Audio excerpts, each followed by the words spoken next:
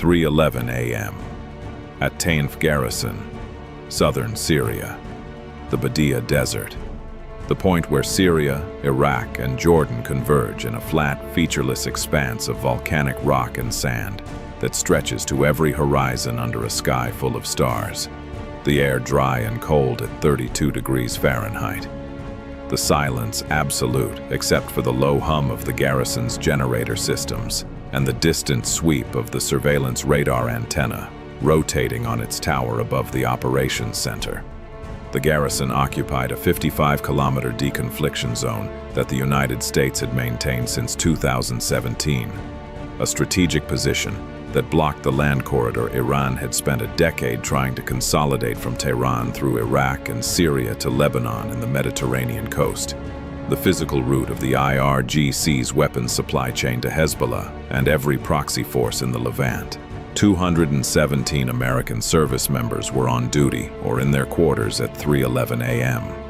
The combined Joint Task Force garrison shared the zone with approximately 120 members of the Maghawir al-Thawra, the Syrian partner force that the United States had trained, equipped, and worked alongside for 8 years.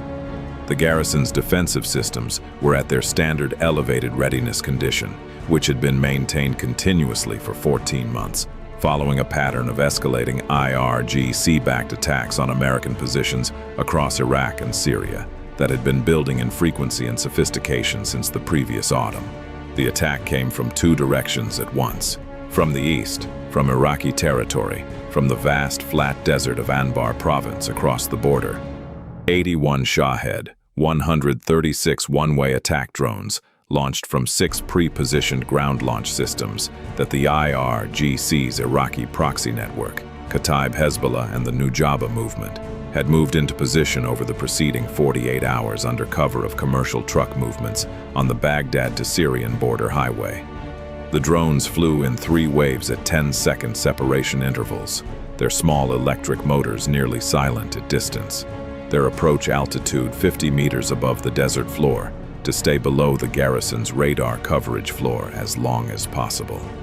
Their assigned aim points: the garrison's vehicle motor pool, the ammunition storage complex, the communications tower, the medical facility, and the operations center.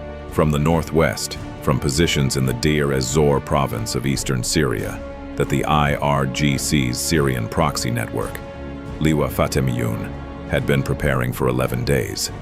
16 Fateh 110 short-range ballistic missiles launched from 4 mobile launcher positions on near-simultaneous trajectories. The Fateh 110, a solid-fuel ballistic missile with a range of 300 kilometers, a warhead of 450 kilograms, a circular error probable of less than 10 meters using GPS-aided guidance. 16 missiles, each carrying enough explosive to collapse a reinforced structure. Their impact window calculated at 4 minutes and 12 seconds after the drone waves began their final approach. The ballistic missiles designed to arrive as the garrison's defensive systems were engaged with the drone threat from the east, simultaneously, in a coordination that demonstrated the IRGC's most ambitious multi-front proxy operation since the October 2023 regional escalation. A separate attack was executing 640 miles to the southeast, at Ain al-Assad Air Base in western Iraq's Anbar province, the largest American airbase in Iraq, home to the Combined Joint Task Force Operation Inherent Resolve Headquarters Detachment, approximately 900 American personnel, and the F-35A squadron that provided the primary close air support and strike capability for operations across the Iraqi theater. The attack against Ain al-Assad was 17 Arash-2 high-speed drones, faster, more precise, and more difficult to intercept than the Shahed 136, launched from positions in the Iraqi desert 60 miles west of the base by a Kataib Hezbollah cell that had been in position for 6 days. Their aim points: the F-35A flight line, the fuel distribution system, and the base headquarters building.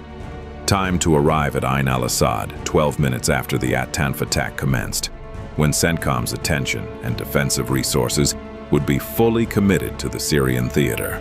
In Tehran, the Quds Force commander had approved the operation 14 days earlier.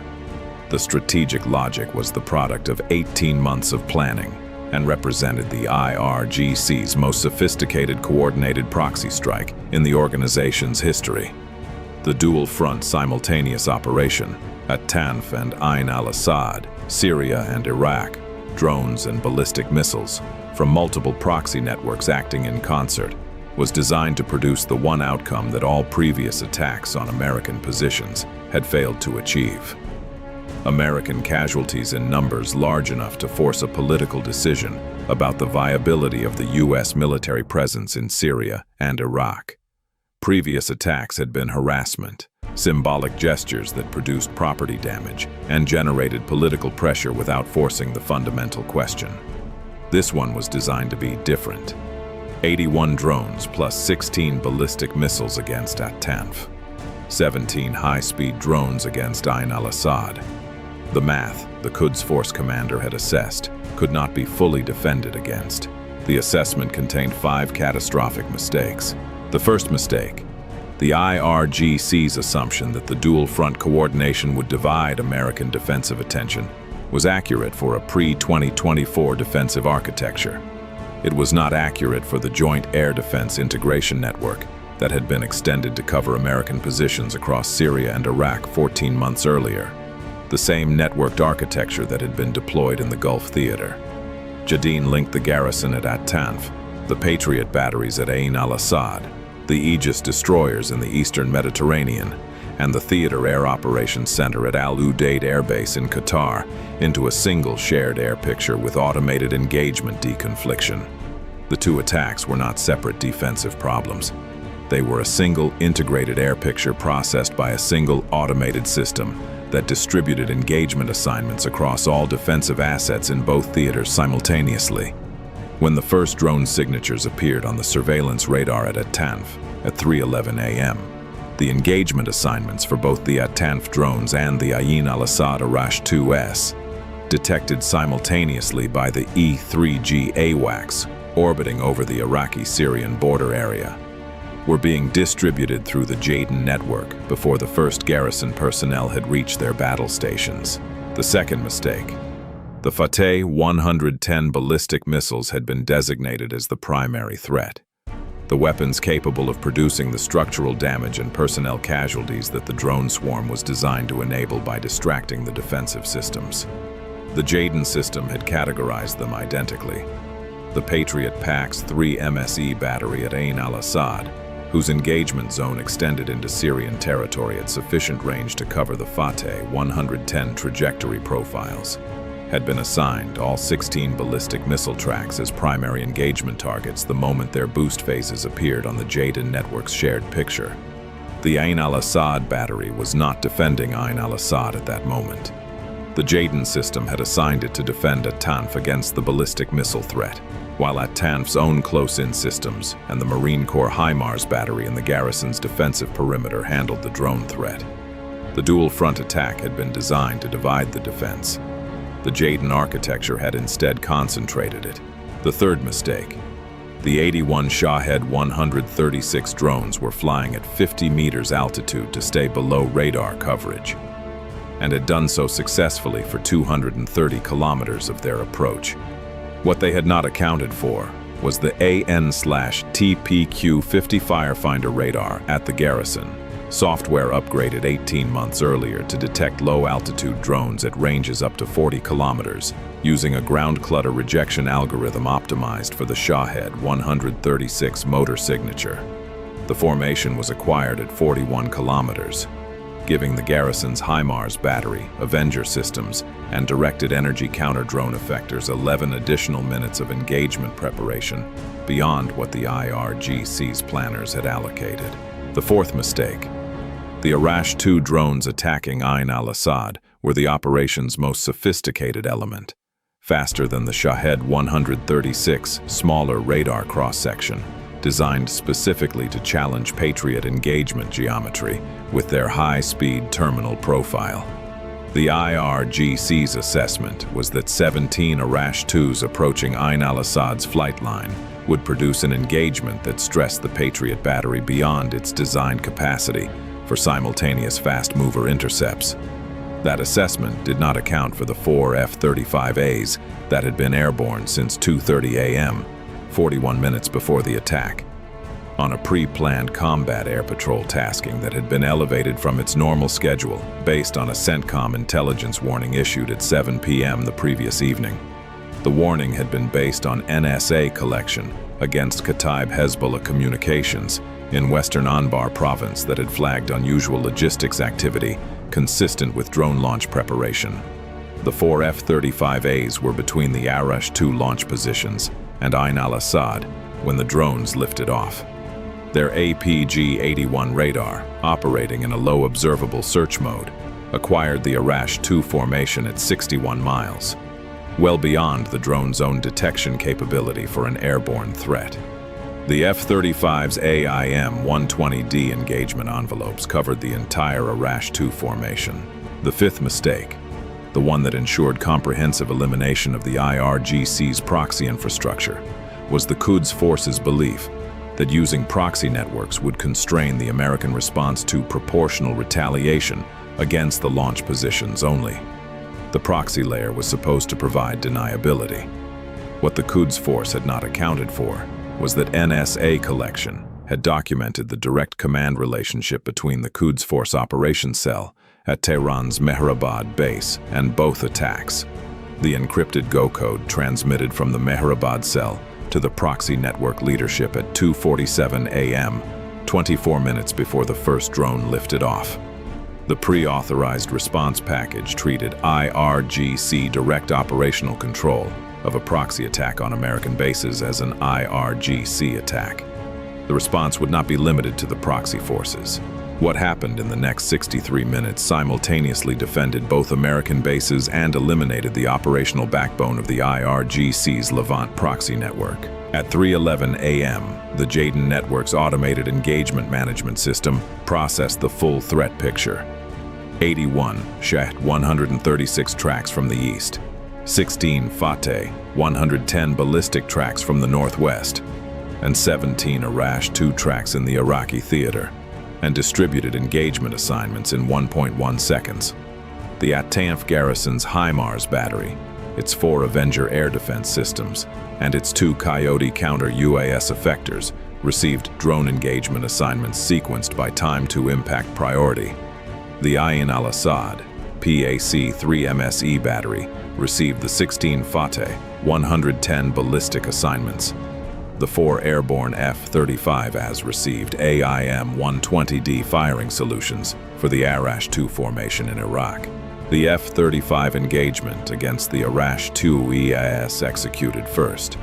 The faster drones had shorter time to impact margins. At 3:12 a.m., the lead F-35 released its first AIM-120D against the Arash-2 formation from a range of 44 miles. Over the next 7 minutes, the 4 F-35As conducted 3 engagement passes against the 17 Arash-2s using AIM-120D and AIM-9X missiles, with the JADIN network's engagement deconfliction preventing wasteful double targeting. 15 Arash-2s were removed from the battle space by AIM-120D and AIM-9X intercepts before reaching Ain al-Assad's perimeter. 2 surviving Arash-2s entered the Patriot engagement zone. Both were intercepted by PAC-3 at ranges between 9 and 14 miles from the flight line. 0 Arash-2s reached Ain al-Assad. 0 impacts. 0 damage to the F-35A flight line. At At-Tanf, the HIMARS batteries guided multiple launch rocket system anti-drone configuration using the GMLRS-ER rounds with proximity-fused fragmentation warheads adapted for the counter-drone role. Engaged the leading wave of Shahed 136 at 38 kilometers range. 12 Shaheds in the first wave.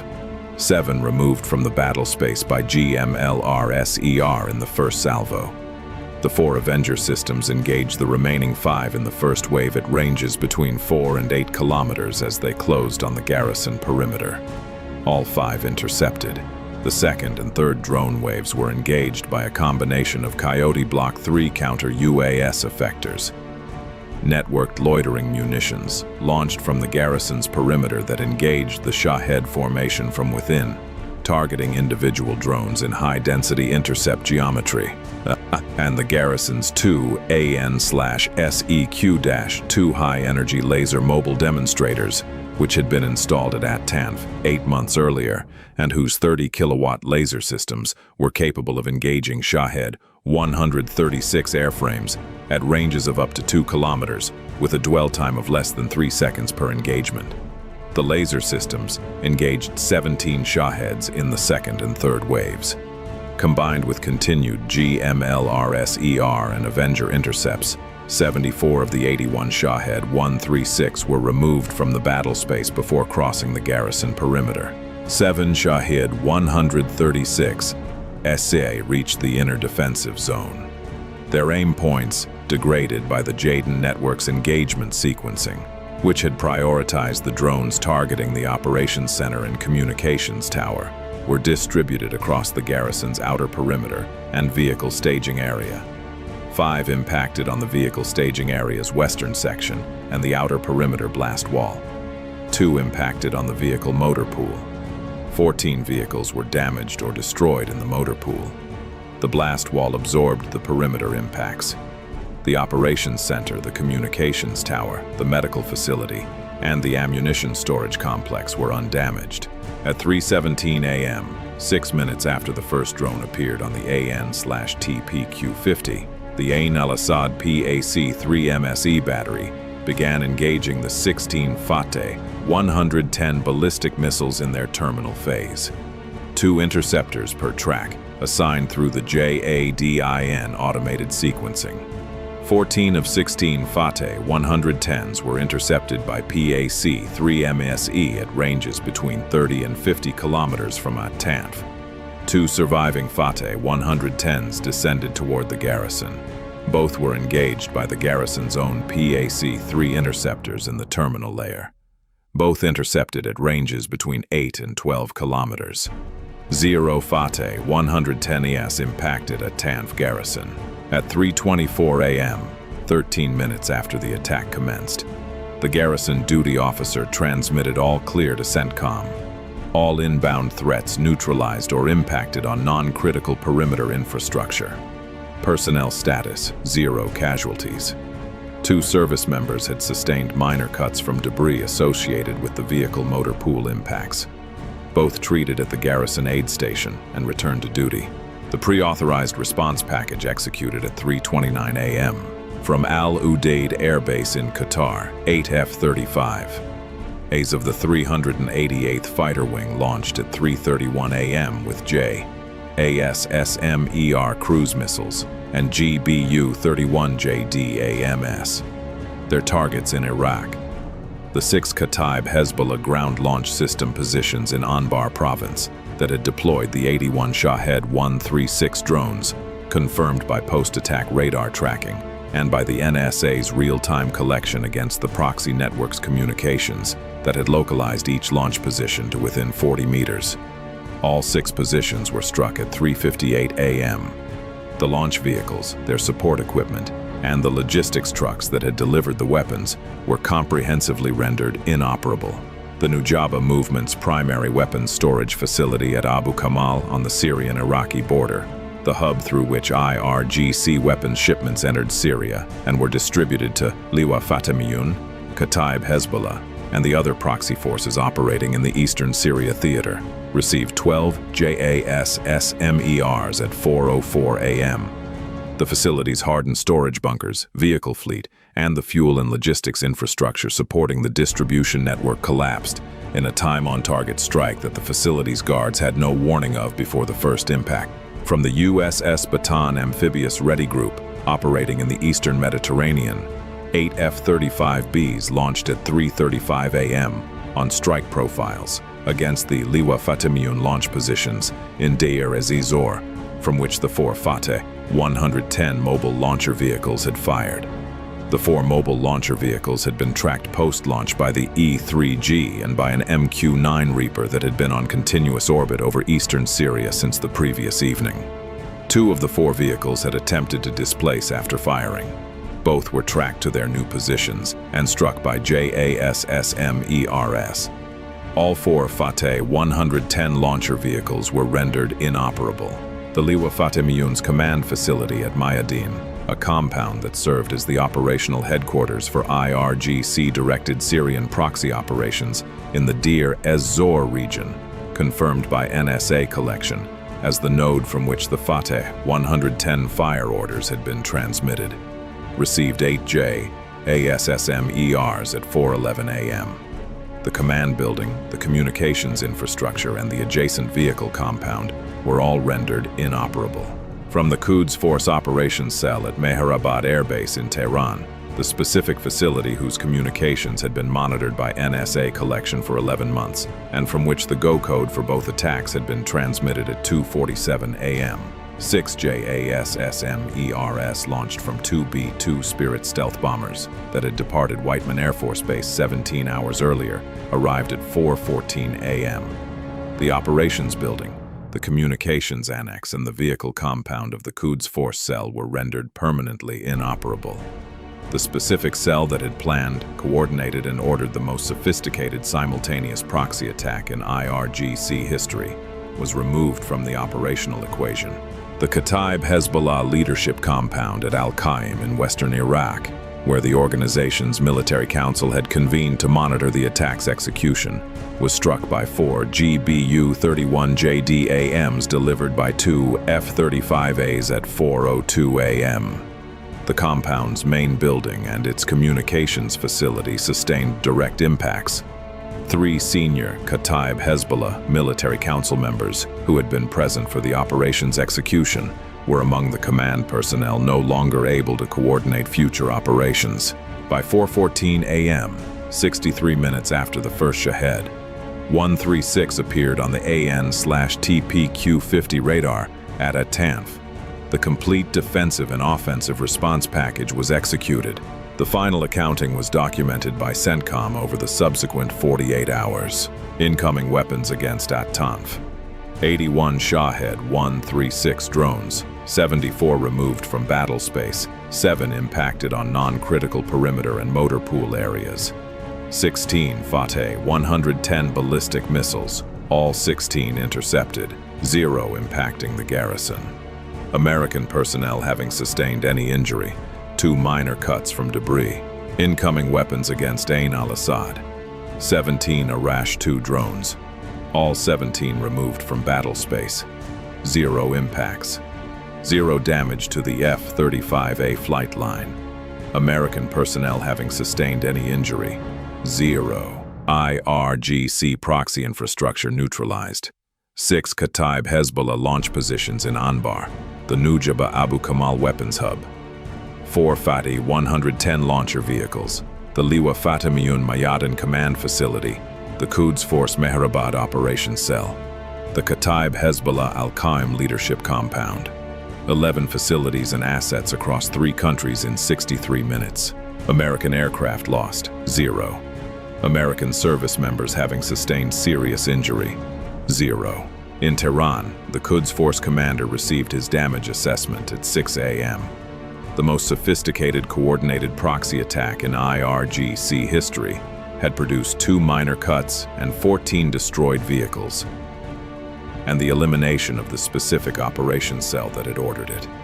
The proxy layer that was supposed to provide deniability had not provided it. At 7 a.m., At-Tanf garrison conducted its morning formation in the desert. The F-35As at Ain al-Assad flew their first sortie at 8:30 a.m. The corridor from Tehran to the Mediterranean remained blocked.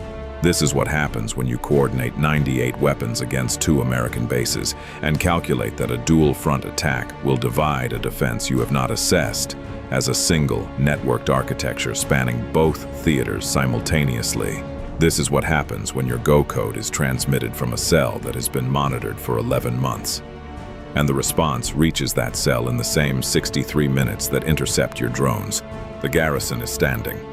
The corridor is closed. It always will be.